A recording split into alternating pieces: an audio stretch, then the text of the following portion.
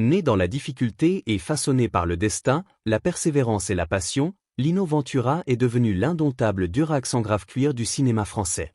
Connu du public comme un homme de famille dévoué, avec une femme aimante, Odette, et des enfants, et ayant même fondé l'association Personnage pour soutenir sa fille handicapée, peu de gens connaissaient le secret choquant qu'il portait pendant plus de 10 ans. Aujourd'hui, nous dévoilons les chapitres cachés de sa vie, révélant comment l'amour, le sacrifice et une aventure secrète se sont entrelacés pour façonner l'héritage complexe de cette légende cinématographique. L'acteur guidé par le destin du cinéma français. La carrière de Lino Ventura est un témoignage de talent brut, de persévérance et de l'influence des événements forts qui l'ont façonné en l'une des figures les plus iconiques du cinéma français. Né à Parme, en Italie, en 1931, la vie de Ventura a été marquée par la misère. Sa famille ayant fui le régime de Mussolini pour s'installer en France, malgré l'espoir de retrouver son père, Ventura ne le revit jamais. Sa jeunesse fut passée dans la pauvreté, et il quitta l'école tôt pour travailler à divers emplois afin de subvenir aux besoins de sa famille. Son exposition précoce à la physique l'amena à une carrière dans la boxe et la lutte sous le nom de Borini, mais une blessure le força à réorienter sa trajectoire. Au début des années 1950, la carrière de Ventura prit un tournant décisif lorsqu'il rencontra le réalisateur Jacques Becker en 1953. Becker était en train de casteur pour Touchez pas au Grisby, un film de gangster, et choisit Ventura pour le rôle d'Angelo aux côtés de Jean Gabin. Le succès du film propulsa Ventura au firmament de la gloire, avec son charme brut et son personnage dur, parfaitement adapté au rôle de gangster. Cela marqua le début de son ascension dans le cinéma français, notamment dans les films policiers, où il collabora fréquemment avec Jean Gabin dans des films comme Razzia sur la Schnouf et Crime et Châtiment. Tout au long des années 1950 et 1960, Ventura devint une figure incontournable du cinéma français, connu pour ses personnages rugueux et durs. Ses collaborations avec le réalisateur Georges Lautner, notamment dans Les Tontons Flingueurs et Les Barbouzes, consolidèrent sa place dans l'histoire du cinéma français. Ces films, alliant le crime à la comédie, montrèrent la polyvalence de Ventura et sa capacité à allier dureté et humour, faisant de lui un nom familier. La carrière de Ventura ne se limita pas aux films policiers. Il endossa des rôles complexes, comme celui du chef de police corrompu dans l'Armée des Ombres et du célèbre patron de la mafia Vito Genovese dans Les Papiers de Valachi. Sa capacité à incarner des personnages moralement ambigus ajouta de la profondeur à sa carrière et démontra son étendue en tant qu'acteur. Les collaborations de Ventura avec le réalisateur Claude Pinoteau dans des films comme Le Silencieux et La Gifle renforcèrent encore sa réputation. Pinoteau louant sa présence unique, notant comment Ventura pouvait évoquer des émotions même dans le silence. Ce qui distinguait Ventura de nombreux de ses contemporains était son approche instinctive et non formée de la comédie. Il croyait profondément à l'authenticité, affirmant un jour « Si je ne peux pas croire à un personnage ou si quelque chose ne sonne pas juste, je ne peux pas le jouer ». Cette philosophie le poussa à refuser des rôles qui ne résonnaient pas avec lui, se concentrant sur des projets qui lui paraissaient authentiques. Ses performances naturelles devinrent une marque de son style, et il incarnait souvent des personnages alliant force et vulnérabilité. Dans les années 1970, Ventura atteignit le sommet de sa carrière, travaillant dans des films français et internationaux. Malgré sa célébrité, il resta profondément attaché à ses racines italiennes, ne renonçant jamais à sa nationalité italienne et travaillant tant dans le cinéma français qu'italien. Sa maîtrise des deux langues lui permit de naviguer sans problème entre les deux industries, apparaissant dans des films comme Il Giudizio Universal et Cento Giorni a Palermo. L'humilité de Ventura demeura une caractéristique définissante tout au long de sa carrière. En réfléchissant à son succès, il déclara « J'ai commencé à réaliser à quel point j'avais eu de la chance depuis l'âge de 9 ans, combien j'avais été aimé par tant de gens. » Il considérait son travail d'acteur comme un privilège et mettait toujours le film avant sa propre célébrité. Son approche sélective des rôles, refusant des projets à gros budget comme Apocalypse Now, soulignait son engagement envers la narration, qu'il jugeait être l'élément le plus important du cinéma. La carrière de Ventura, marquée par son dévouement à son art, son authenticité et son style de jeu instinctif, en fit une figure bien aimée et respectée du cinéma français, dont l'influence reste significative dans l'industrie aujourd'hui. Le dévouement forgea un héritage familial. Si Lino Ventura est resté si présent dans le cœur des Français, c'est non seulement en raison de sa carrière cinématographique extraordinaire, mais aussi grâce à l'amour qui a marqué sa vie. Au cœur de l'existence de Ventura se trouvait son amour inébranlable pour Odette, la femme qu'il rencontra au milieu des années 1930, alors qu'elle n'avait que 16 ans. Cette rencontre fortuite eut lieu dans une agence de voyage où Odette travaillait, et il ne se doutait pas que ce serait le début d'un lien qui durerait toute une vie. En janvier 1942, après une course sérieuse de plus de 7 ans, Ventura épousa Odette, consolidant ainsi leur relation. Au fil des années, ils eurent 4 enfants, Mylène, Laurent, Linda et Clélia. Tragiquement, Mylène décéda dans un accident d'avion en 1998 et Laurent, après avoir lutté contre une longue maladie, mourut également en 2024. Cependant, l'amour entre Lino et Odette resta constant, même lorsqu'ils firent face à de nombreux défis, notamment lorsqu'il s'agissait d'élever leur fille Linda, née avec un handicap mental. Odette n'était pas seulement la femme de Lino, mais aussi un soutien constant pour ses enfants, notamment Linda. Son dévouement sans faille à sa famille et ses efforts pour prendre soin de Linda ont conduit à la création de la Fondation Perce-Neige en 1966, une association caritative destinée à aider les personnes handicapées mentales à vivre plus harmonieusement avec leurs différences. La création de cette fondation fut le résultat de l'expérience personnelle de Ventura en tant que père de Linda, et elle devint une part importante de l'héritage du couple. Lino Ventura parlait souvent avec humilité de son engagement auprès de la Fondation, se qualifiant de simple chargé de presse, tout en reconnaissant qu'Odette était la véritable force motrice derrière leur travail caritatif. La Fondation Perce-Neige n'offrait pas seulement de l'aide aux personnes handicapées, mais sensibilisait également au manque de structures dédiées à leur prise en charge. C'était une cause qui tenait particulièrement à cœur à Ventura en raison de son expérience personnelle avec la condition de Linda. La force de l'amour de Ventura pour Odette était évidente tout au long de leur relation, même dans les moments les plus difficiles. Pendant la Seconde Guerre mondiale, Ventura fut mobilisé dans l'armée italienne, laissant derrière lui une jeune Odette. Durant les 14 mois qui suivirent, Ventura écrivit plus de 300 lettres à sa femme, exprimant son désir, sa frustration et sa détermination à revenir auprès d'elle. Ces lettres formèrent la base du livre Attends-moi, mon amour, un poignant mémoire écrit par leur fille Clélia et leur petit-fils Léon. Le livre capture la profondeur émotionnelle de l'expérience de Ventura pendant la guerre, révélant un aspect de lui rarement vu par le public, l'homme sensible et tendre qui, malgré son extérieur musclé, luttait contre des sentiments d'isolement et de tristesse. Les lettres étaient un moyen de survie pour Ventura durant son temps dans l'armée, et elles peignaient l'image d'un homme profondément amoureux de sa femme. Ces mots étaient remplis d'émotion, et il ouvrait son cœur à Odette, lui disant combien sa présence lui manquait. Il écrivit un jour, « Mon amour, si tu savais à quel point je souffre de t'être loin. Je t'assure, Mamou, il y a des moments où je tiens ma tête dans mes mains et je me sens devenir fou. Mais vraiment, il n'est pas possible de vivre avec une âme aussi tourmentée. » Après une année de séparation, le désir de Ventura pour Odette atteignit un point de rupture. Il déserta son poste pour se retrouver avec elle, risquant l'arrestation et l'exécution. Leur réunion en 1943 fut un moment de triomphe pour le couple, et ils ne se retournèrent jamais en arrière. Ventura rappellerait plus tard cet acte de défection comme l'une des décisions les plus importantes de sa vie, motivé uniquement par son amour pour Odette. Il alla même jusqu'à falsifier des documents et adopter une fausse identité pour échapper à la Gestapo, prouvant à quel point il était prêt à tout pour l'amour. Pendant toute la guerre, la dévotion de Ventura à Odette ne faillit jamais, et leur lien ne fit que se renforcer au fil des années. Leur amour était la base de leur famille, et il devint la force motrice derrière les engagements philanthropiques de Ventura. La décision du couple de créer la Fondation Perce-Neige fut directement liée à leur expérience avec Linda et leur désir d'apporter un changement pour d'autres confrontés à des défis similaires.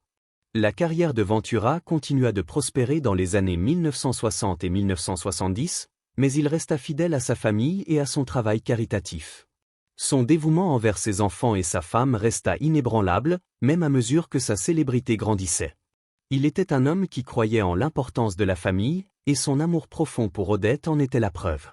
En plus de ses efforts caritatifs, la vie de Ventura fut marquée par des moments de réflexion personnelle. Il confia un jour à sa fille Clélia, « Je ne veux pas le laisser mourir une seconde fois. Je ne peux pas supporter l'idée qu'il soit oublié. » Ce sentiment résume la mission de Clélia après la mort de Ventura en 1987. Elle s'est depuis consacrée à préserver sa mémoire et à s'assurer que son héritage continue de vivre, non seulement en tant qu'acteur, mais aussi en tant que père et mari aimant. L'histoire de Ventura est un témoignage de la puissance de l'amour, de la dévotion et de la famille. Sa vie avec Odette, marquée à la fois par la joie et les épreuves, a laissé une empreinte indélébile sur ceux qui l'ont connue. Leur engagement commun à sensibiliser aux défis rencontrés par les personnes handicapées reste un héritage qui continue d'inspirer. Et grâce au travail de Clélia et Léon, l'histoire de Ventura vit toujours, nous rappelant tous les liens profonds qui unissent les familles, même face à l'adversité. Comme le réfléchit Clélia, ils étaient tellement amoureux. Ils formaient un couple karmique. Au fil des années, ils ont commencé à se ressembler de plus en plus.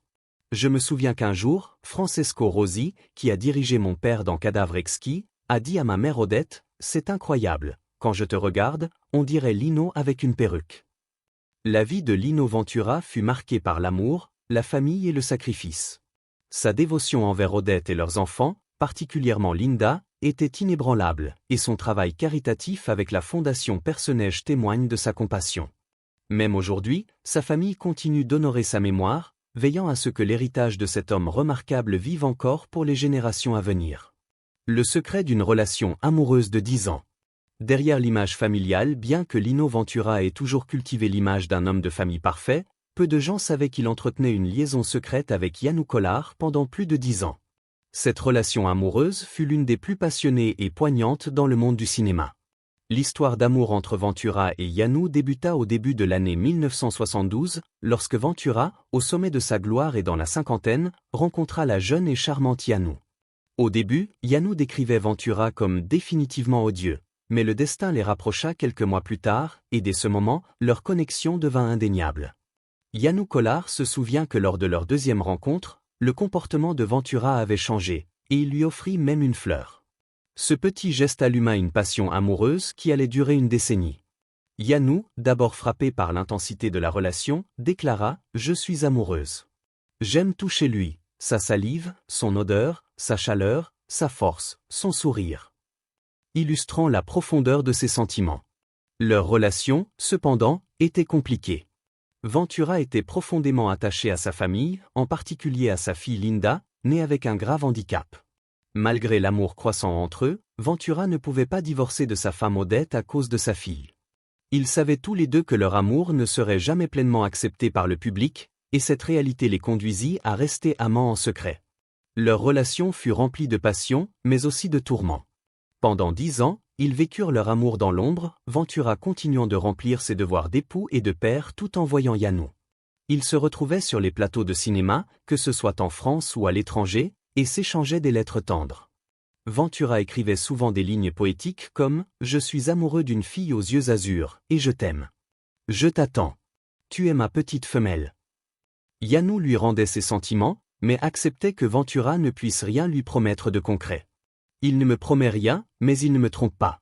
On arrange notre histoire d'amour, disait-elle. » La douleur de la relation devint de plus en plus évidente avec le temps. La femme de Ventura, Odette, avait découvert leur liaison dès le début, et la pression pour y mettre fin ne cessait d'augmenter. Yanou fut celle qui décida finalement de mettre un terme à leur histoire en 1982. Malgré la profonde nostalgie qu'elle ressentait à l'idée d'être avec Ventura, elle ne pouvait ignorer la réalité de leur situation. « Nous nous sommes tous les deux soufferts comme des animaux », se souvint-elle, rappelant le poids émotionnel de leur affaire. Mais malgré le désir écrasant que j'avais de le revoir, je suis resté ferme. Après la rupture, Ventura, dévasté par la perte de son amante, tenta de la contacter sans cesse. Il lui envoyait des lettres quotidiennes, remplies de nostalgie, et au téléphone, il tombait parfois dans le silence, incapable de trouver les mots. À chaque fois, il finissait par dire « Je t'aime. Je te veux. » Et puis il disait ces mots qui me hanteront à jamais, « Le jour où tu ne seras plus dans ma vie, ce sera comme lorsque la lumière s'éteint », se souvint Yanou, la voix tremblante à se souvenir. Ces mots semblaient prophétiques, car Ventura mourut tragiquement d'une crise cardiaque en 1987. La douleur de Yanou fut d'autant plus poignante en réalisant que leur amour n'aurait jamais pu exister pleinement au grand jour.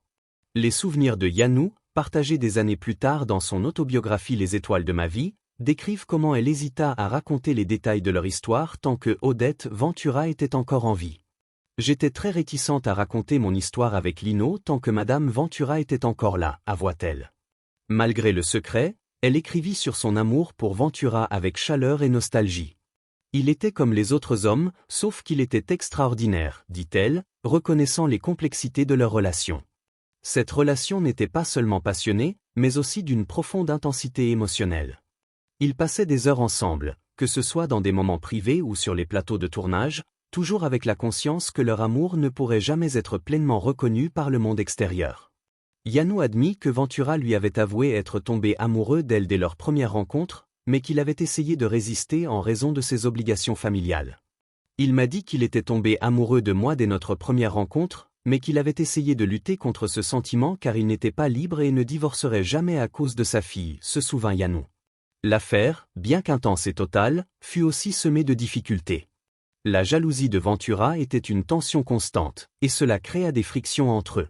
Yanou révéla comment la relation la pesait, malgré l'amour qu'ils partageaient. Pendant 10 ans, notre amour était passionné, absolu, mais en 1982, j'ai décidé de mettre fin à notre histoire. Sa femme avait longtemps découvert notre liaison, et j'étais sous une pression terrible, sachant que notre relation n'avait pas d'avenir, expliqua-t-elle. Après leur rupture, les lettres et les appels téléphoniques continuèrent. L'état émotionnel de Ventura était rempli de désespoir. Il ne pouvait pas se détacher de son amour pour Yanou, même s'il savait qu'ils ne pourraient jamais être ensemble publiquement.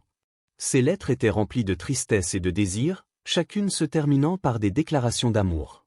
Mais malgré ses efforts incessants, Yanou savait qu'ils ne pourraient jamais être vraiment ensemble, pas comme elle l'avait rêvé.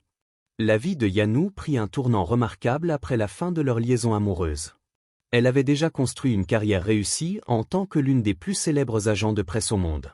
Son travail l'avait mise en contact avec certaines des personnalités les plus célèbres du monde du divertissement, de John Lennon et Yoko Ono à Salvador Dali, Sean Connery et bien d'autres. Mais malgré son succès, l'amour qu'elle avait partagé avec Ventura resta l'expérience la plus intense et déterminante de sa vie. L'adieu du destin. Lino Ventura est décédé le 22 octobre 1987 à l'âge de 68 ans, d'une crise cardiaque dans sa maison de Montretout à Saint-Cloud. Ventura, qui avait connu un immense succès dans le cinéma français, laisse derrière lui un héritage de 75 films réalisés sur une période de 34 ans. Sa mort est survenue après une semaine marquée par des moments simples mais poignants, notamment des moments passés avec des amis et des éclats de rire. Le 19 octobre, Ventura déjeunait avec son réalisateur de longue date José Giovanni, discutant d'un projet à venir, ce qui semblait le rendre satisfait. Le lendemain, il rendait visite à un ami, le producteur Norbert Saada, qui lui montrait des radiographies de ses genoux douloureux.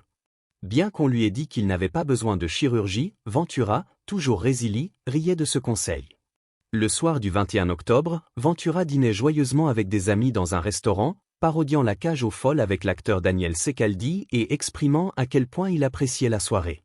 Le lendemain matin, il appelait des amis pour jouer au golf et prenait un dernier déjeuner avec le sculpteur César, discutant d'art et de la question de la mort. Au fil de l'après-midi, Ventura ne montrait aucune peur de l'inévitable. Quelques heures avant sa mort, alors qu'il passait devant le cimetière de Vaucresson, il faisait une remarque casuelle à son compagnon Jean Hamon. « Tu vois, c'est là que je serai. » De retour chez lui plus tard dans la soirée, Ventura s'asseyait pour dîner avec sa femme Odette et leur invité. Soudain, il se saisit la gorge, se leva brièvement avant de retourner à sa chaise en sueur. Après une brève tentative de réanimation, Ventura décéda à 22h45. Sa disparition fut rapide, et étrangement, son emploi du temps pour les jours suivants était complètement vide. Ses funérailles ont eu lieu au cimetière de Vaucresson, où il repose aux côtés de sa bien-aimée épouse Odette, décédée en 2013. Ensemble, ils ont fondé l'association Perce-Neige en 1966 pour soutenir les enfants handicapés, une cause qu'ils défendaient avec ferveur. Malgré la célébrité de l'acteur, c'est sa femme qui a poursuivi le combat pour ses enfants, prenant la tête de Perce-Neige jusqu'en 1985. Odette est restée une défenseur infatigable des enfants différents jusqu'à la fin de sa vie. La mort de Lino Ventura a marqué la fin d'une époque, mais son œuvre et son engagement pour des causes au-delà de sa carrière d'acteur continuent d'inspirer. La vie de Lino Ventura a été marquée par un profond sens des responsabilités, particulièrement envers sa famille et sa fille Linda, qui avait un handicap. Son engagement envers ses obligations était admirable, mais cela a également exercé une lourde pression émotionnelle et mentale sur lui. De plus, son travail avec l'association Perce-Neige montre son désir profond d'aider les enfants confrontés à des défis similaires. Cependant, les dynamiques complexes de l'amour et des responsabilités se brouillent souvent dans de telles situations. La chaleur et l'intimité qu'il a trouvée avec Yanou étaient-elles une forme d'évasion face au poids écrasant de ses obligations ? La réponse pourrait résider dans la lutte de Ventura pour concilier ses rôles de père, mari et figure publique, Des rôles qui pouvaient lui sembler plus lourds que ce qu'une seule personne pouvait supporter. Discutons des questions que sa vie a laissées, et si vous n'êtes pas encore abonné à la chaîne, faites-le maintenant pour ne pas manquer les prochaines vidéos intéressantes.